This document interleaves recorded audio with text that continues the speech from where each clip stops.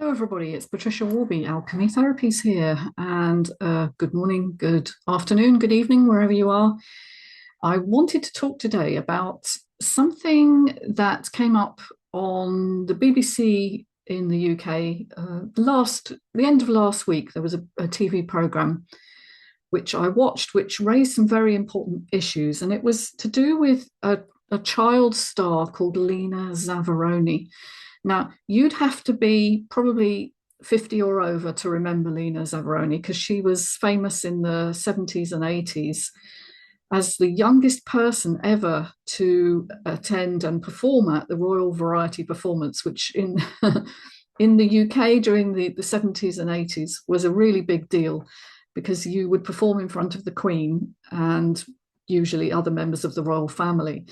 Now, how did a small child from a remote part of Scotland, the Isle of Bute, she came from Rothesay in the Isle of Bute, um, how did she get to that kind of level of fame, and what happened to her subsequently? Well, it's a very interesting story. Now, I'm old enough to remember her. I mean, she was on TV a lot during my childhood, and she was very famous because she had a fantastically mature voice and delivery.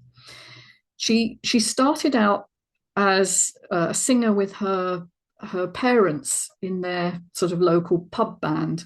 Her father played guitar and her mother was a singer. Lots of her family, in fact, were musical to some degree or another. But that's how she was spotted by a talent scout who happened to be holidaying on the island. I think around about 1970, I don't know, 1973, let's say, sometime around the early 70s. And he immediately spotted her talent. She was 9 at the time, I believe.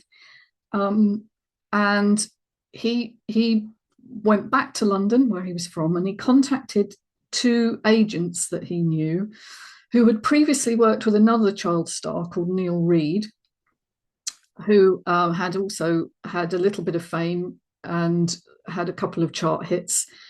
But he immediately saw that they could possibly improve on their talent scout rate, if you like, with this new child star, because unlike Neil, whose parents did intervene in the end and took him back home, Lena's parents, although they were a little doubtful, it's fair to say, didn't want to intervene in her ambitious plans to become a star and allowed her, after signing the contract, to move to London to live with the two agents, a husband and wife couple called the Solomons.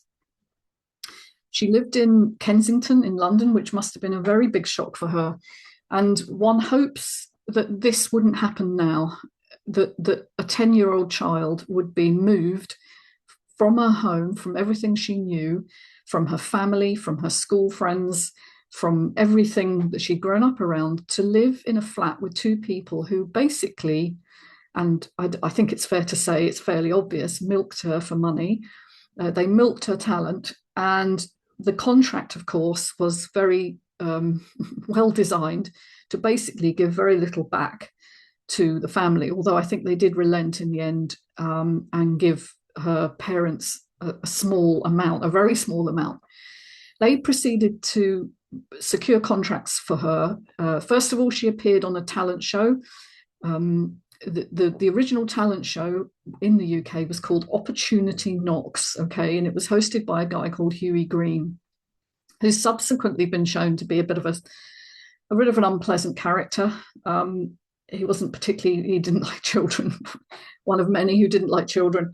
And although he had a daughter himself, the story there is a rather sad one, and she basically accused him of abuse later in life. But so anyway, she won. Lena Zavaroni won. I think it was 5 times in a row, 5 weeks running, and the whole idea was that you would go up the scale as you kept winning until you were crowned the overall winner. But she was taken out of the program after 5 wins because I'm guessing the Solomons decided that she was too good for something like that and that they could make more money by sending her to America, which they did. So this little girl traveled with them over to America and appeared on, I think, the Johnny Carson show. She met Frank Sinatra. She appeared. She did lots of gigs, and it was kind of touted as the next big thing. She had an amazing voice. It's worth saying she had an absolutely amazing voice. Her range, her modulation were just extraordinary. But, you know, she traveled without any of her family. And it's just mind boggling to imagine what effect that would have had on a child.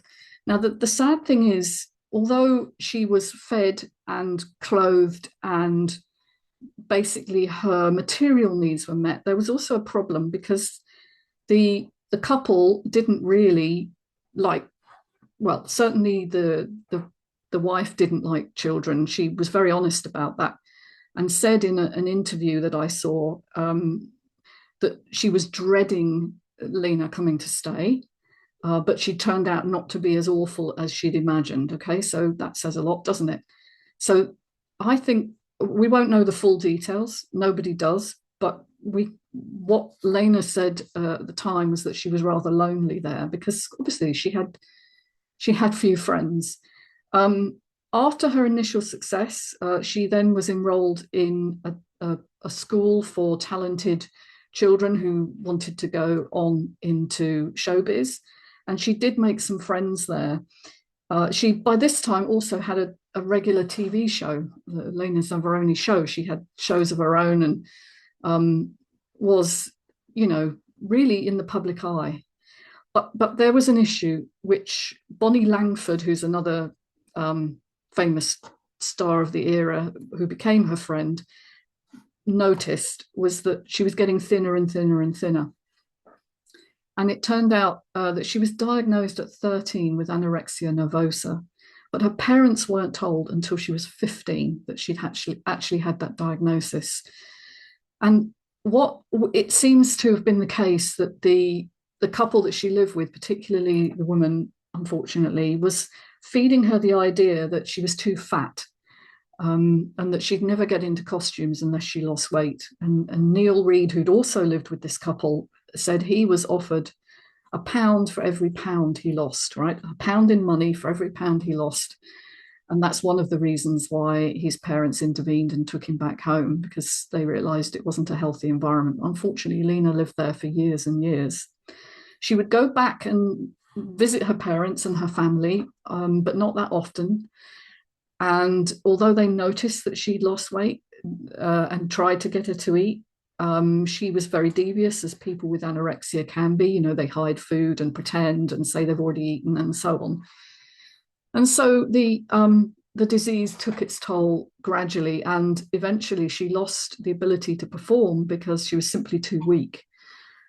She had various hospital admissions, and the final one actually was in her 30s, when by this time she'd been dropped basically by everybody that had made money from her and had no money herself. She lived on benefits in a flat that was paid for by the state, basically, near her mother and father, who had eventually come to live near her, or near North London, sort of Hertfordshire area. So, but she was completely unknown by this time and really struggling to pay the bills. She was very, very thin, still struggling terribly with depression and anorexia. But is it any wonder, really, that she was suffering so after the kind of childhood she'd had? And this is really the point I wanted to make.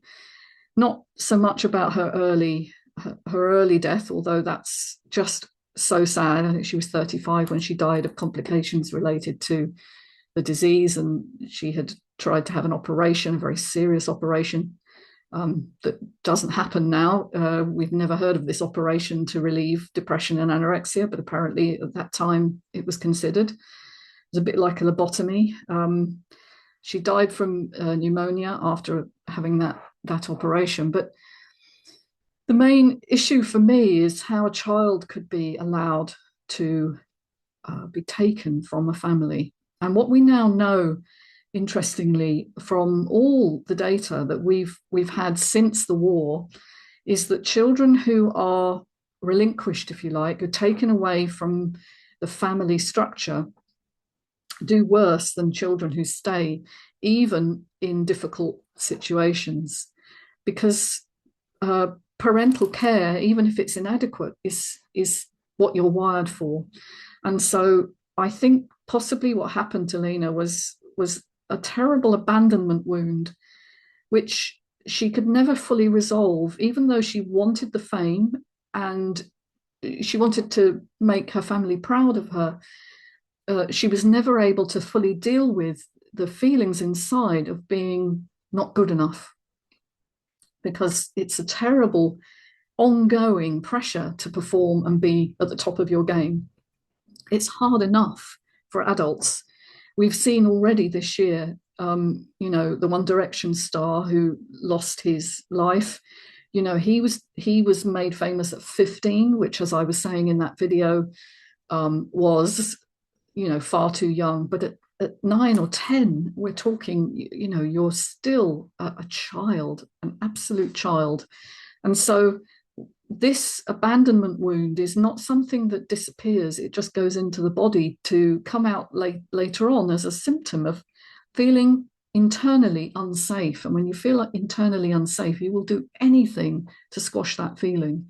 And usually addictions are one of the, it has to be said, maladaptive ways that the body finds, but it temporarily soothes the symptom, whether it's eating, not eating, drinking, smoking, drugs, whatever it is. Addiction is playing to the part of your brain that didn't fully form, because your development cycle needs nurturance in order to fully complete, to really wire the brain for connection and to know who you are in relation to others. You only learn who you are in relation to others when you are seen by others who care for you. You see it in their eyes, in their gaze, in the way they talk to you, in their presence, and the feeling you have with them, the energy of that interaction. I have many clients who, even if they didn't have that with parents, sometimes had it with other members of the family, maybe a grandparent, maybe an auntie or uncle, sometimes a neighbor. That's been described to me this week by a client who was telling me that the person she most felt close to was a neighbor, because she didn't have that bond with her mother. So it's a very sad thing, but we need this connection where we feel unconditionally supported. Now, another thing I watched this week, which I think is relevant to this discussion, was a Byron Katie video. Now, if you've never come across Byron Katie, you really need to investigate this lady. She's I don't even know how to describe her. I guess you would say she was a self-help guru of some kind. She sits with people and she goes through something she calls the work, which is 4 questions, which you use to examine the beliefs that you're holding about a certain situation in your life. And she was working with a lady who had been betrayed by her husband for another woman, and the man had left her, and she was a recluse, a virtual recluse in her house, and she gained weight because she was sad and lonely, and she felt too ugly, because that's what he told her, to be loved by anybody. And Byron Katie sat down with her and she took her through some questions, and what this woman said is, "I can feel your unconditional love for me." All right. And that's so telling, that she'd never, or very rarely, experienced that before. And so she'd probably not had it with her husband. She'd probably not had it with her parents. But she could feel it in the room. And this is in front of an audience. Okay. You're on a mic, everything's being recorded, and then you're on YouTube with permission, of course. And just to watch that video and this lady kind of unravel all these childhood beliefs that have been holding her back, I think that could have helped Lena so much if that had been available at the time she was going through her difficulties. But we're talking 1980s, 1990s, when this stuff simply wasn't really known and we didn't have the tools for it. And so I do believe the answer to some of these issues Not everything can be dealt with psychologically. Some things need physical inputs as well. And ideally, the whole thing needs to be rejigged. You know, all the information inputs into the body, the mind body, need to be shifted. But I do think being able to resolve her trauma might have dealt Lena a different hand, you know, and she may have been able to recover, which many people do today, because anorexia is no longer viewed as a problem of willpower, you know, where girls, particularly because it largely affected girls, or does still affect largely girls, but children anyway, teenagers would be forced to eat, which of course made them disgusted because they've associated emptiness with being pure and clean and being in control. And we have to look at what underlies the coping strategy, because that's what, you know, anorexia or bulimia or any addictive behavior is. It's a strategy to deal with underlying anxiety. So there are answers out there now. A lot of them are body-based. Now, it's not a quick fix. I've said this before, but it needs reiterating.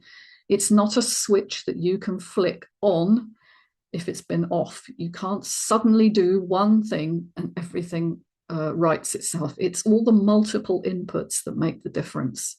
But just being witnessed by a person who is there for you unconditionally makes a huge difference, because it helps your brain, your brain's prefrontal cortex, which is the bit just behind your eyes here, come online. And that's the dopamine system, which helps to integrate your experience and know the difference between what's safe and what's not. Because largely what happens with people who've had these childhood wounds is that everything is internalized as unsafe. And when you have no internal safety, your life is hell. Your life is really difficult, because every upset will be internalized as a major, major life threat. And so we have to build a sense of internal safety, and we can do that in many, many ways. We can use the imagination to create different endings to your story. We have to rewrite the story effectively. What happened to you in order to build a sense of completion and know that it's over. So look, I've used a couple of examples today of people that have come, you know, into my awareness, just to illustrate some of the points here, because I really want you to know that things can be improved. And even if you've found anxiety in your life, as I have, and it comes back from time to time, that there are ways to kind of retrain the brain and circumvent the automatic response that your brain goes to when it doesn't have a proper dopaminergic system, to kind of bring that back online. So look, if any of this sounds interesting to you, please do get in touch. You can find me on alchemytherapies.co.uk. And obviously I'm here to help you if you'd like to do that. Take care, everybody. Bye for now. Bye-bye.